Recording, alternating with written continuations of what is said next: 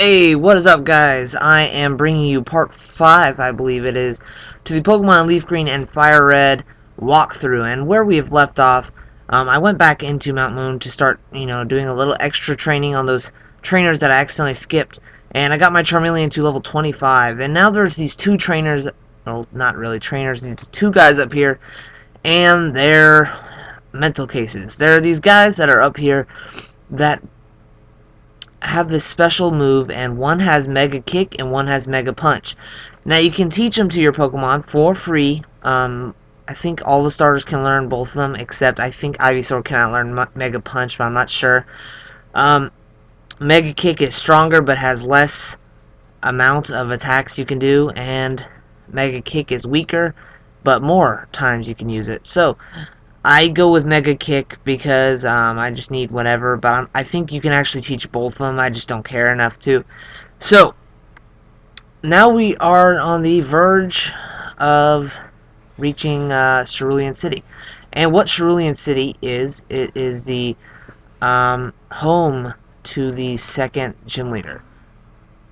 And yeah, I know, it's kind of scary. So you're going to come up here, you're going to grab the Roar TM. And if you head over here, I have like 0 PP left. I know that sounds funny, but I have 0 PP left, and I have nothing to fend off with. So I went to go heal. And here we are. We are in Cerulean City, which, by the way, Cerulean is a color for a shade of blue, which is a little hint on the type of the gym leader. It is blue, and the gym leader is a water type. And her name is Misty. Most of you know Misty from the show, if you watched that at all growing up. But first things first, if you're going to come over to this house, and if you come into this backyard, because you can just barge into people's houses like that, you can come talk to this space between the flowers right there and find a rare candy. So what that is it makes your Pokemon's level go up by 1, which is pretty good. Now, you want to make sure you healed your Pokemon, and why is that? That's because when you head up here, good old Blue's here, and he says, "Yo, Red, you're still struggling along back here? I'm doing great. I caught a bunch of strong and smart Pokemon. Here, let me see what you caught, Red." Excuse me. So here he is. Now his team has changed a little bit. Last time we saw him, he had his starter and a Pidgey. And would you look at this? He has a Pidgeotto now. So it evolved, even though Pidgey evolves at level 18, he has a level 17 Pidgeotto. Gotta love good old Pokemon, right? This is really easy to me because I have overtrained. So if you're trying to catch up with my levels in this tutorial, don't worry about it. I am very over the top on level training. I'm known for that. Legend actually says that if I were to have Pokemon in real life, he would take them away from me because I would abuse them. And it's probably true, I would overtrain them. But I do overtrain in my games, so don't worry about this. You're only supposed to be about level 20 right here. Now, he's pretty easy for me because I have overtrained. A little decent guide for what level you're supposed to be is every time you battle your rival, his starter level is where your team level should be. So you're supposed to be around 20 is what I said, but his starter level was 18. So 18 to 20. That's the area you're supposed to be in that kind of zone. And I kind of whooped him now. He's got Abra, which only knows Teleport, which is useless at this point, and a Rattata. I said, "Hey, take it easy. You won already." Hey, guess what? I went to Bill's and got him to show me some of his rare Pokemon. They added a lot of pages to my Pokedex. After all, Bill's world famous as a Pokemaniac.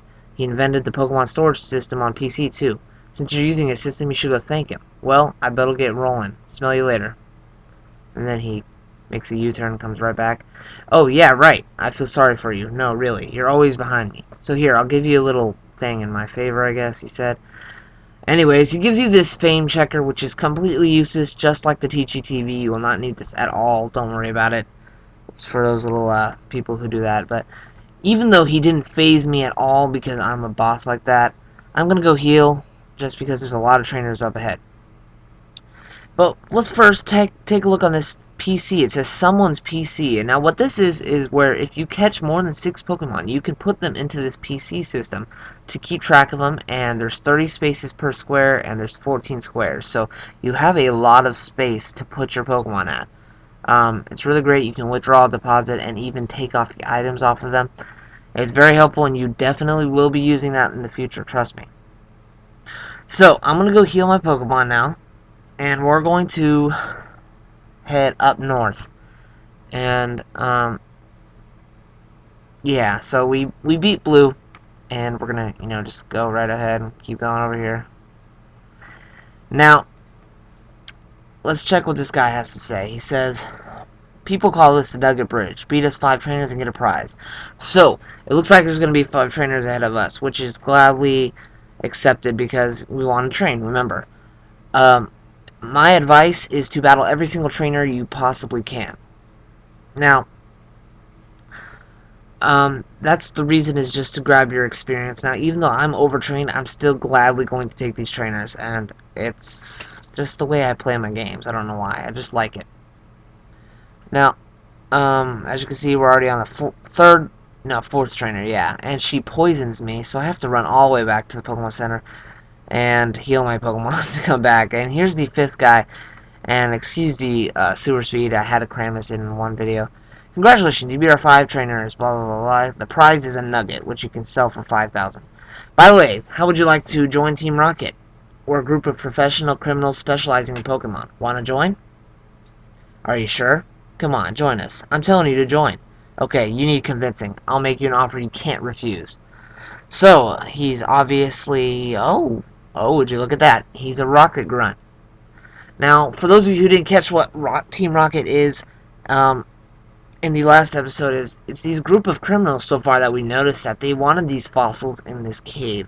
And we know they have some goal of getting money. So, we know they're bad guys, and they'll do anything to stop me and kick me out. And that's all the more reason to foil their plans and everything. So, the TV show kind of made them look really cheesy and lame, and Team Rocket's really a lot better than what they made in the show. I really like them better in the games, but, the show is more kid-friendly, so, he says, with your ability, you could become a top leader in Team Rocket. Which is kind of ironic, because in the original games, he actually says you can become an executive, I think it was. And an executive is just a higher-ranked Team Rocket member. But he's more specific in the older games. It's kind of cool. Now, I remember this kid from when I was little. Because when he talks to you, he says, I could see your feet from the grass. And he spells feet, F-E-A-T. Now, I don't know if that's a typo, or if it's just a play on words, or he actually meant feet, but it's always caught my attention. So, Arrow, why do you only have 1 Pokemon in your team? And I'm thinking, now here's a time where I was planning on going to catch a certain Pokemon, and it was actually in this region where it was. So, here comes my first member to my team, besides my Charmander, Charmeleon, whatever you want to call him. So here I am. I'm going to search. Here it is. Alright, so I'm looking around, I'm just battling, just looking for what the Pokemon that I want. I know he's in this area. And so after literally 45 minutes of looking, I managed to figure out, I found it, and let's just say, here it is.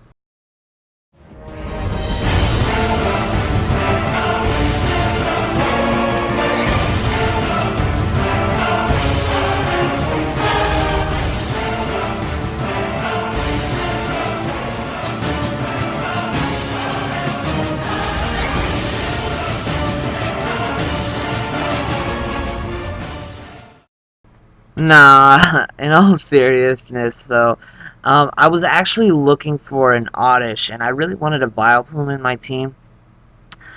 And this is kind of disappointing, because I remember specifically there was an Oddish here. And, I trusted it with all my heart, my memory. And I looked up finally after that 45 minutes of searching and found out that Oddish was a Fire Red Pokemon only, and Bellsprout was Leaf Green only. So after all that work, I was wasting my time because my Oddish was not in this version. So I just settled with Bellsprout. He's the alternative, same idea, same evolution scheme, and it was kind of disappointing. But, you know, I've never had a Victory Bell on my team either, so I'll just go with that. So what I'm doing here now is, now that I have 2 Pokemon in my team, I'm going to put Bellsprout in front so he can get all the experience. Now, when I send him out into battle, if he can't fend off for himself, I'm going to immediately switch to my second Pokemon, which is my Charmeleon, so he can get the experience. Now, if a Pokemon participates in the battle in any sort of way, they get the experience for it, and they get half of it. So it's a good way of training your Pokemon that can't really fend off for themselves yet. Now, this guy has 3 Geodudes, so I got a lot of experience because Bellsprout could take them all out. But it's kind of cute because right here you see these 2 campers and they talk about how they're boyfriend and girlfriend, and they have matching outfits. Oh, how adorable. Whatever, you know, it's just funny. But if you get the trainer to move correctly like that, you can get behind him and grab that secret power TM, I think it was. Now here's the edge of the top of the place that, whatever, the farthest way that you can go. And I'm just giving Bellsprout all of his experience possible. You just switch him out at the end, at every Pokemon, and then switch him back to your Charmeleon or your Wartortle or whatever. Now here's the house that we were told about by Blue. And it doesn't look like I can see Bill anywhere here. I mean, there's a Clefairy over there. Let's go talk to it. Hiya, I'm a Pokemon. No, I'm not. Call me Bill. I'm the true blue Pokemaniac. Hey, what's with the skeptical look? I'm not joshing you, pal. I screwed up on an experiment and got combined with a Pokemon. So, how about it? Help me out here. Wait till I get inside the teleporter. When I do, go to my PC and run the cell separation system. Yeah, because we know what that is. We know exactly what we're doing. So he went in there, so we're going to head over here to the computer and just, you know, initiate the teleporter cell separation system. Sounds so smart talking and stuff, but it's going to do all this mumbo jumbo witchcraft, and then he's going to come out all normal. So we're going to go over here and talk to him, and of course he's thankful. Yeah, thanks, bud. I owe you one. So, did you come to see my Pokemon collection? You didn't. Oh, that's a bummer. Well, I got to thank you, so maybe this will do. And he gives you this SS ticket. That cruise ship, SS Anne, is in Vermilion City, and I hear there's a lot of trainers on board, too. So, blah, blah, blah, blah. I clicked way too fast through this, but what he just offered us was he gave us this ticket to this boat called the SS Anne. And, right here, you can see these 2 people, and they talk about how this spot is, recognized as a good dating spot in the Kanto region, and it's the Cape for the dating.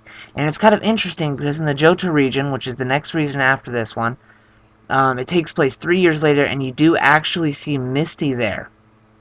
And she has a date that she's waiting for, which is kind of a cool little thing. But hopefully you guys enjoyed this part 5, I think it is now, on the Pokemon Leaf Green and Fire Red walkthrough. And I'm out. Peace.